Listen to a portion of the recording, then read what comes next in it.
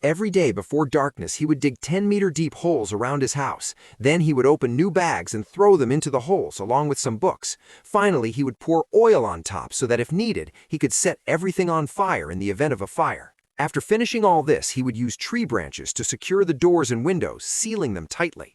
However, he felt that this level of safety was still not enough. He returned to his room and cut thick pieces of wood to create another layer of protection. Once that was done, David filled his gun with ammunition bottles. Now he felt a little at ease. At least he had a weapon in hand. Slowly, night fell. Then he heard intense explosions and strange sounds outside.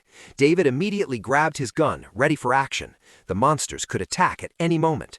But suddenly, everything became quiet. At that moment, David realized he had made a huge mistake. He had secured the house on all sides, but had forgotten about the roof. The monsters were attacking from above.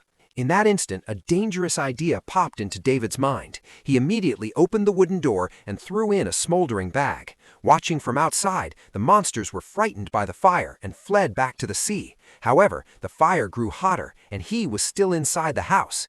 David grabbed his gun and tried to put out the fire, but nothing worked. Now, the only option was to escape. He strapped the gun to himself, stepped out of the door, and ran from the house.